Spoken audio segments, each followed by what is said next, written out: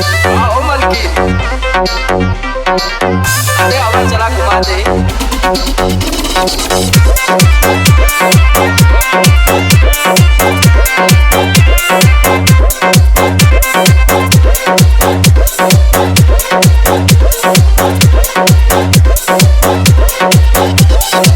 चलो ना चलो आज पटना घुमा दूं, चल के बजरिया में शॉपिंग करा दूं। बाबू सुनो क्या बात? चलो ना चलो आज पटना घुमा दूं, चल के बजरिया में शॉपिंग करा दूं। चढ़ब न फेरू सफरिया पिया, काले से उठे तो रतिया पिया। मरिया पिया, मरिया पिया, भइल बाल पक के ककरिया पिया।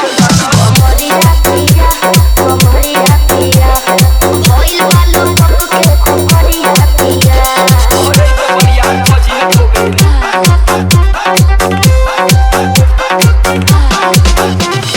Rajiv Raj Rajiv Raj Rajiv Raj Bhogha Bhogha सुनली भला तू काल्हे बिरेक राजा जी, लागे भइल बा कमरिया बिरेक राजा जी।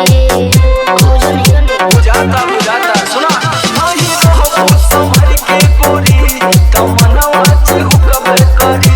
छोटी जोशों में खो दे होश, कमरिया मुड़ कबे करी। राते तू कइलो बरतिया पिया, कोरे कोरे हो खदा दरतिया पिया।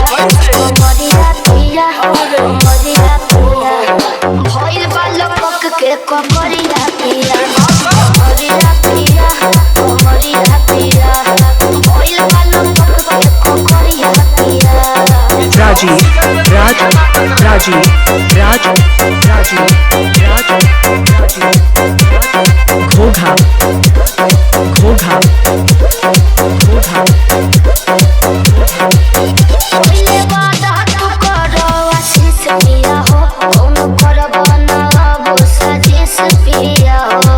लावे कुछो ना रे, एगो काम करा।